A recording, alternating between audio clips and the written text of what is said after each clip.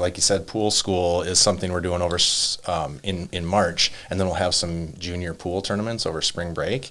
And Dax Bellinger, he's from Twin Cities area. That's a sweet name. And he is That sounds like a professional pool player. Yeah. He's in the Minnesota Pool Hall of Fame, actually. Whoa. Yeah. Big stuff. And he's been leading one of the nation's largest juniors pool leagues for 18 years now.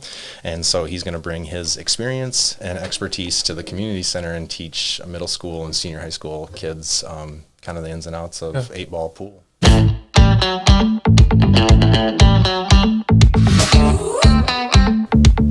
This is the Buffalo Community Podcast, all about the greatest small town in the USA, the people in it, and how it all works together.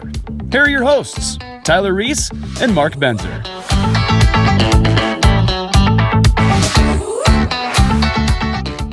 Hey, everybody. Welcome back. Another episode of the Buffalo Community Podcast.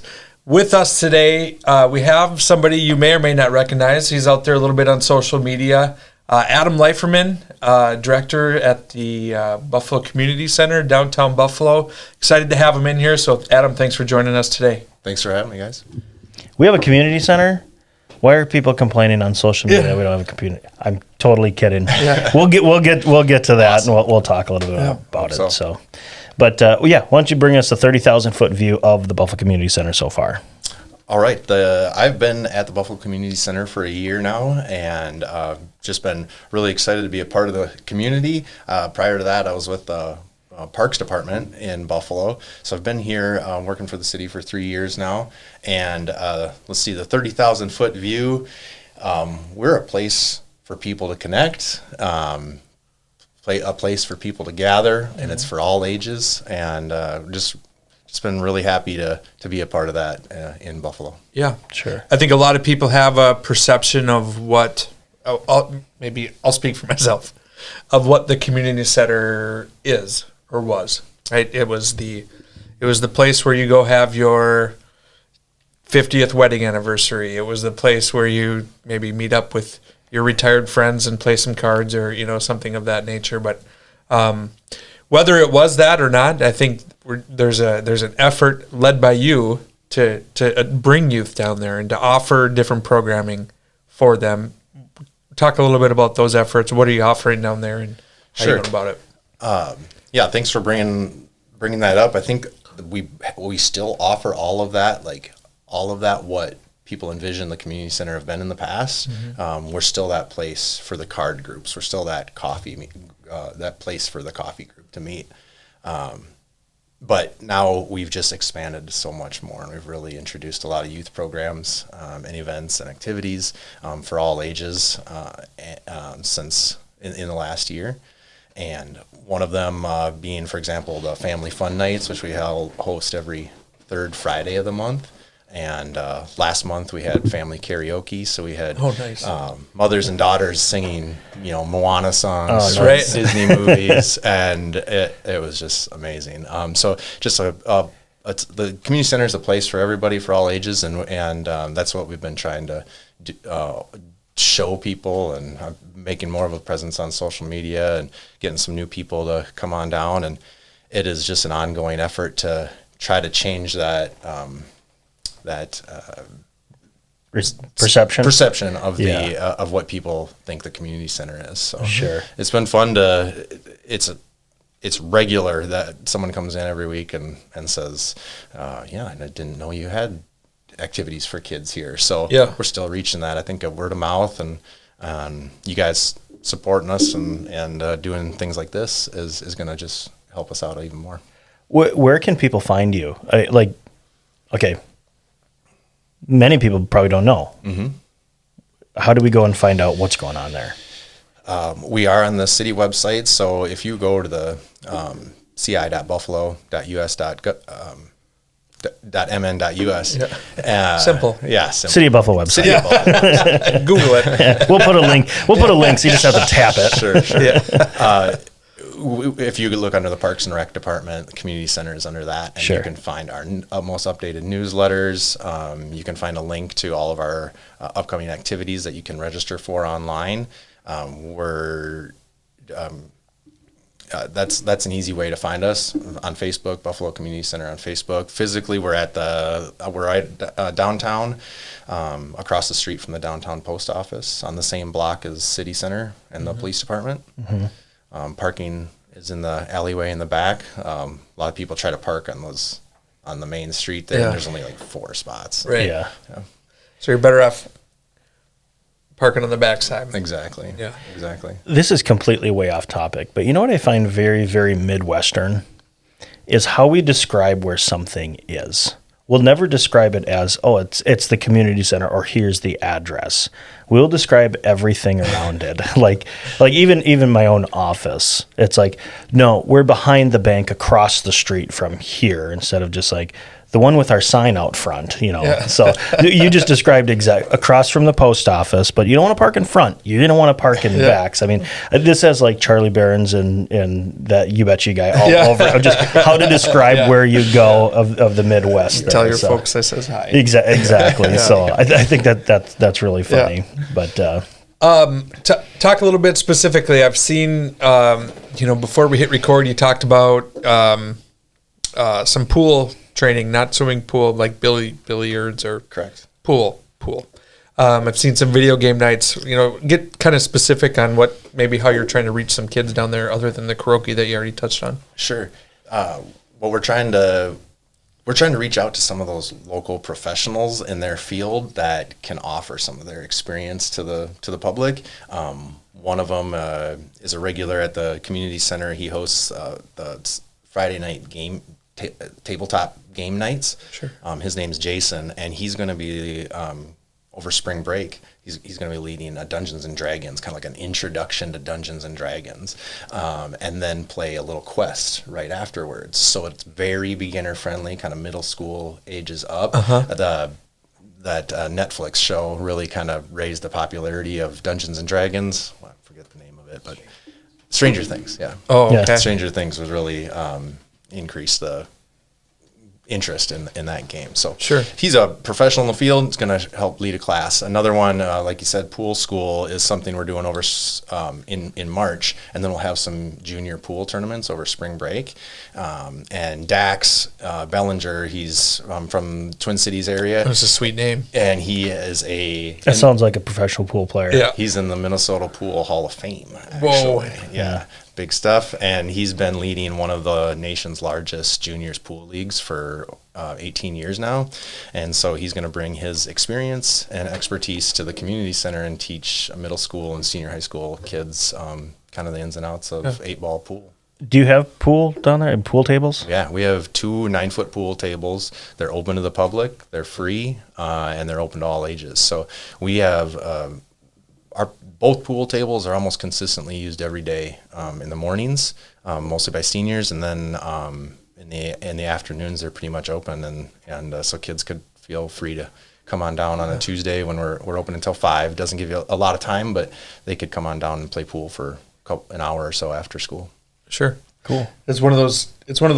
Pool has it's so closely associated with the Smoky Bar, right? And so to think of a kid, getting an opportunity to play pool, man, that's rare, and to think that there's actually junior leagues for kids. It's like, what do you just go bring your stack of quarters to a bar and put it on the rail and I got next? But what a cool opportunity for kids to, maybe find that passion in life earlier than, when they turn 21. Sure. Yeah, exactly. Pool tables are common at resorts and even at bowling alleys and things. So I think they're around, but and it's something that a kid might play once or twice and be interested in, but then they don't make it back there. And I think that having these public pool tables is something more accessible for them. And if it's something your kids want to try, pool tables are expensive. Yeah. And they're tough to get rid of. Like if you go out and buy one, they're truck toppers. Yeah. So, I mean, what a perfect avenue to get down there. You play, it's free. Go and see if you like it. If you're thinking about getting one, one, your kid might be excited about it for the weekend. And then they throw the cue ball through the patio door and you're like, oh, son of a gun, let's get rid of this thing. So go down to the community center to do that. And I don't think I've ever known a pool player that wasn't self-taught. Right. To have an opportunity to have somebody teach you, you just learn from one. Just kind of eyeball it. And you're like, oh, right. My arms are too short. Yeah. Like I just use that stick, But anyway, tell us a little bit about yourself. You're not originally from Buffalo. You are a transplant. Yeah. I'm originally from Truman, Minnesota, small town of 1,200 people down near Fairmont, so southern Minnesota. My wife is from Elk River, so we met in Maple Grove when I was working there many years ago. A week after we got married, we moved out to Casper, Wyoming for a 10-month seasonal gig. Turned into 10 years and worked for the Wyoming Game and Fish out there for 10 years. And then came back here in 2018. Worked for Maple Grove for a year. Realized it wasn't a good fit for me. Kind of like the small town feel. I missed that, and Buffalo was an excellent fit. I knew right away. Tell us a little bit about that Game and Fish. That sounds pretty cool. Yeah, it was pretty cool. I worked at a fish hatchery for 10 years. You live on site at the fish hatchery, and I was one of only 2 statewide distribution drivers, and what that meant is you drive fish around and stock lakes. Sure. So with that, there was a lot of community outreach, engagement, school groups meeting at the lakes and teaching them a little bit about what the Game and Fish Department, the fishery side of things, does.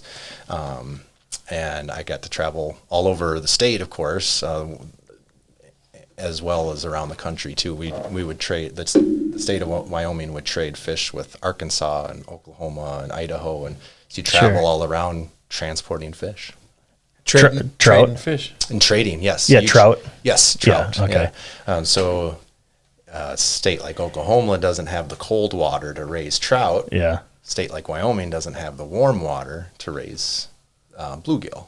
Sure. So you would travel there, you'd drop off trout, bring back bluegill. Is it 1-to-1? Is it 1 trout for 1 bluegill? I'm thinking trout get a little bit better price than 1 bluegill. You're right. Yep, Yeah. you're right. It reminds me of, 5 because they say trout trout are pretty delicate, which is really funny because I always see a video. It's like, oh, don't take this fish out of water. But when they transport them into like a stream, they just buckets of them, just dump them all in there.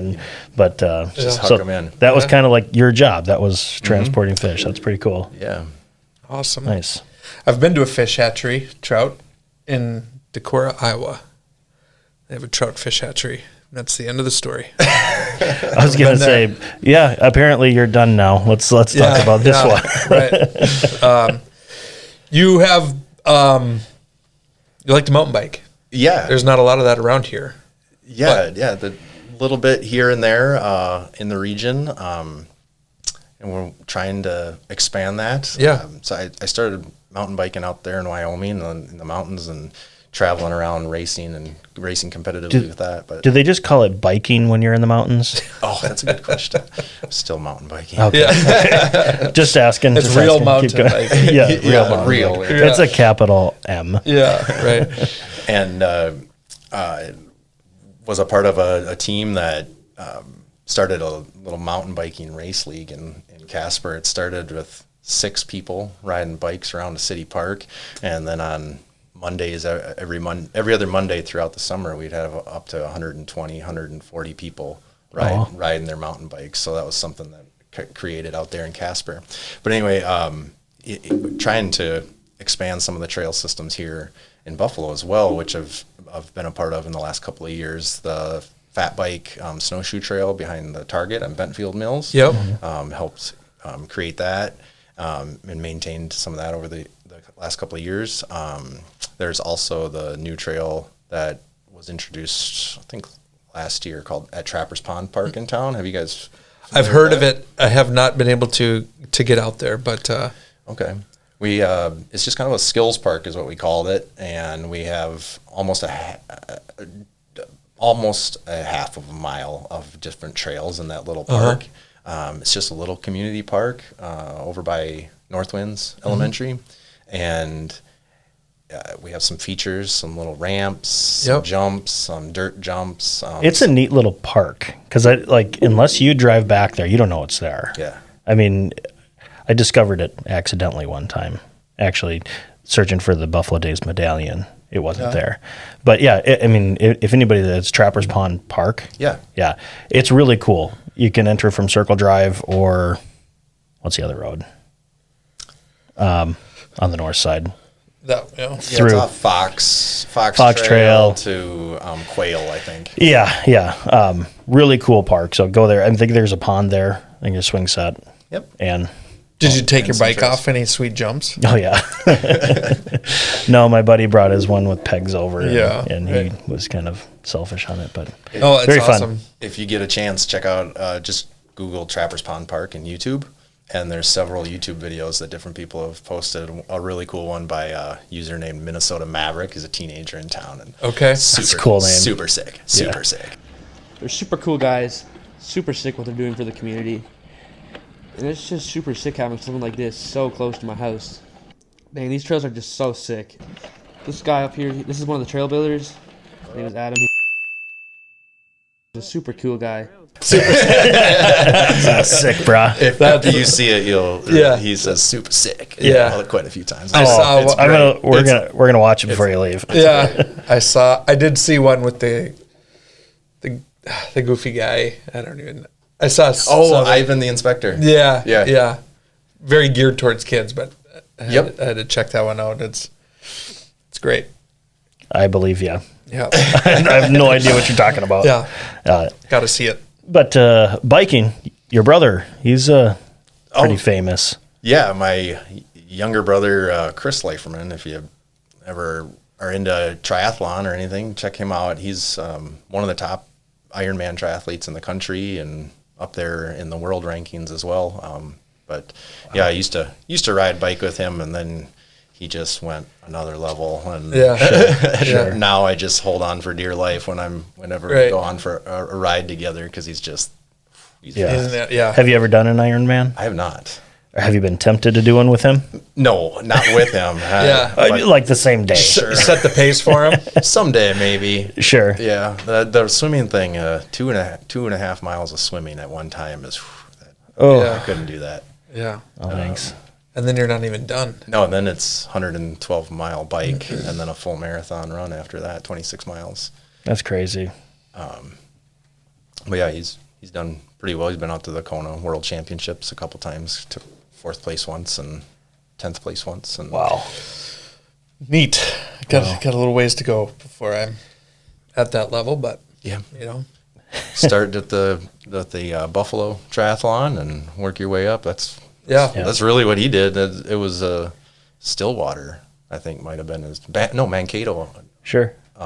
Sprint distance triathlon was his very first, and just kept progressing. Yep. That's awesome. Interesting. What are you most looking forward to in the next 6 months to a year with the Buffalo Community Center? Oh, just continuing to expand our family activities. Do a little bit more outdoor activities, outdoor programs, using City Center Park more often with bingo. In City Center Park, for those that don't know, it's right here on the same block as the community center. It's just across the parking lot. So it's just a green space. There isn't a play set or anything. But it's just a green space that we can use for some of our activities. So yoga, we've done out there in the past, and maybe build on that. Bingo, we've tried out there in the past, and it seems like every time we try it, we get the wind is too strong or something happens. So we end up relocating. But there's a lot of interest in that. We've had good family and community bingo this last summer, so we're going to continue to do that. We want to have a presence at every concerts in the park this year. So at all 10 of them, something family-oriented activity maybe before the concert. So more outdoor things. Cool. We don't have the space. When you think community center, a lot of people think the big grand pool and like Maple Grove, and play centers. We don't have that space, but we try to do the best that we can with what we have, and then expand. Just do some outdoor stuff. What goes into the operation? I mean, is this a one-man show that's putting on this, these offerings, or who else is all involved in this? Definitely not. At the community center, we have staff. It's myself and Terry Welter and Kelly McConville, kind of administrative duties Kelly does. Terry is the assistant there and does pretty much runs the day-to-day operations, it feels like, and all the activities that go on there throughout the day. She's there right now, and we have tax preparations. There's 25 people there right now for tax preparations. There's another 30 people there playing a hand and foot card game. There's another 6 people there. As I was leaving, the place was packed. People playing pool, and then a large group of 8 to 12 people, 8 or 10 people drinking coffee in the back dining room area. So Wow. Sure. the place was busy today. Being used. So yeah, Terry's busy doing that right now. And then besides that, the volunteer hours are incredible there with all of our different programs. We, at the end of the year, we tallied up some of the average hours that are worked and that are volunteered for the different programs, like Bison Fishing Forever, like the Meals on Wheels, the Weaver groups that weaves plastic bags into bedrolls and then donated to the homeless. The volunteers have put in over 5,000 hours in just a year. The dining program, we have a dining program where we have lunch every Monday and Wednesday. So there's 3 volunteers that donate an hour and a half of their time every single Monday and Wednesday. All that adds up. Yeah. So we're very thankful for the community members that want to get involved. Yeah. You guys also do some real cool featuring stuff with like local artists and everything for like a month and get new people in there. So it's that community outreach, which I think is great. I don't remember who it is this month, but my wife, I'm selfishly plugging that. I said, oh, fantastic, but it's that pulling in local community, local people just to kind of say, hey, here's what we have, come in and enjoy it. So thank you for doing that. Yeah. So I know it's been very fun experiencing some of that stuff this year. Yeah, you're welcome. I think it started off as just wanting some new art on the wall, and Sure. now it's like, wow, there's Cool. people are coming in to like just view the art, and that's pretty Yeah. rad. Yeah. Something that we weren't we were hoping was going to happen, Right. Yeah. But like Yeah. it really turned out cool. Worked. Yeah. Very cool. Any special dates? You touched on some of the weekly things that happen. Any special dates coming up that you want to get out there? Obviously, you can find it on the website, but A few things that we're excited about are Cinco de Mayo party. We're going to have on 5th of May. When is of that? course. On the 5th of May, we're having a DJ and some traditional activities for Cinco de Mayo to celebrate that day. Spring break is going to be packed with stuff. We're going to expand our hours until 8 p.m. every night of spring break, so we definitely want families and kids. We're going to have something lined up every night from the Dungeons and Dragons to family karaoke, a couple of different pool tournaments throughout that week for middle school and for teenagers. So yeah, just look for us and at our upcoming events on spring break. We're going to have something every night. Get anybody doing Pokemon card stuff? There was. So last month, there was a group that came in on that second Friday of every month. We have RPG gaming, role play gaming night on the second Friday of every month. And they're there from 6 p.m. until 10 p.m.